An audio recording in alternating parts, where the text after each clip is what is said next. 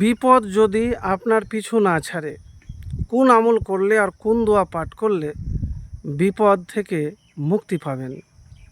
প্রিয় ভাই, আমি এমন একটি দোয়ার কথা বলবো। এই দোয়া যদি পাঠ করেন আশা এবং ভরসা আল্লাহর উপরে রেখে, তাহলে বিপদ মনে হবে আপনার জীবনেই আসেনি। প্রিয় ভাই, যখন দেখছেন যে বিপদ কোনো মতেই আপনার পিছন ছাড়তে চাইছে না, তো সর্বপ্রথম যে কাজটি করবেন সেটি হলো ইস্তেগফার করা আর ধৈর্য ধরে আল্লাহর শুকরিয়া আদায় করা। এবারে কোন ইস্তেগফার? ছোট্ট একটি ইস্তেগফারের কথা বলবো। সেই ইস্তেগফার হলো আস্তাগফিরুল্লাহ। সব সময় পাঠ করবেন। কেন জানেন?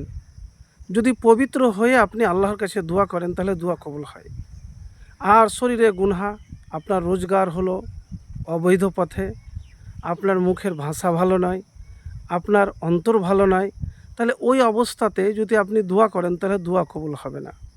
নবীজি সাল্লাল্লাহু আলাইহি ওয়াসাল্লাম বলেছেন যে আল্লাহ হলো পবিত্র, আর পবিত্র ছাড়া তিনি কিছুই কবুল করেন না।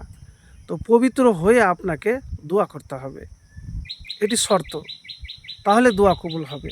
তো ইস্তেগফার আস্তাগফিরুল্লাহ আপনি বেশি বেশি করে পাঠ করবেন। আর যে একটি দোয়ার কথা বলবো, ধরেন আপনার বিপদ পিছনে ছাড়তে চাইছে না, আপনি এই দোয়া বারবার বারবার পাঠ করবেন। আর এতটুকুন আপনাকে বলবো যে যখন কোনো দোয়া করবেন তখন কিন্তু আশা রেখে দোয়া করতে হবে। অনেকে কিন্তু কি করে, দোয়া করে কিন্তু দোয়া করার পর ভরসা হারিয়ে দেয়। তো আমি যে দোয়ার কথা আপনাকে বলবো খুবই সহজ। তো প্রথমে কিভাবে দোয়াটি পাঠ করবেন তার আগে দুরূদ শরীফ পাঠ করে নেবেন। কেন জানেন? দুরূদ শরীফ না পাঠ করতে গেলে আপনার দোয়া কবুল হবে না। ছোট্ট যে দোয়ার কথা বলবো, আল্লাহু আল্লাহু রব্বি লা উশরিকু বিহি শাইয়ান। আল্লাহু আল্লাহু রব্বি লা উশরিকু বিহি শাইয়ান। আল্লাহ আল্লাহ আমার রব, তার সাথে কাউকে শরিক করি না। আসমা বিনতে উমাইস রাদিয়াল্লাহু তাআলা থেকে বর্ণিত, তিনি বলেন একদা রাসূলুল্লাহ সাল্লাল্লাহু আলাইহি সাল্লাম আমাকে বললেন, আমি কি তোমাকে এমন কয়েকটি বাক্য শিক্ষা দিব না যা তুমি বিপদের সময় পাঠ করবে? তা হচ্ছে আল্লাহু আল্লাহু রব্বি লা উশরিকু বিহি শাইয়ান। আবু দাউদ 1525 নম্বর হাদিস।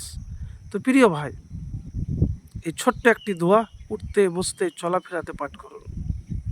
যাদের বিপদ কাটছে না, পাঠ তো করুন, ইনশাআল্লাহ ফলাফল পাবেন।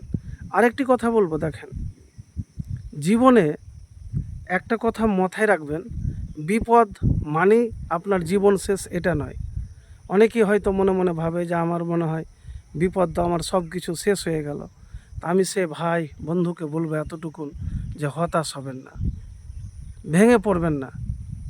ইনশাআল্লাহ বিপদ আপনার জীবন থেকে দূর হয়ে যাবে।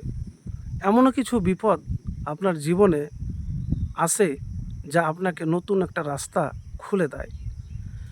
তো যেটা যে কোনো বিপদ হোক, যে কোনো বিপদ পিছন থেকে ছাড়ে না, ঘরে বাইরে কাজের জায়গাতে আপনি গুনগুন করে মনে মনে পাঠ করবেন, আল্লাহু আল্লাহু রব্বি লা উশরিকু বিহি শাইয়ান।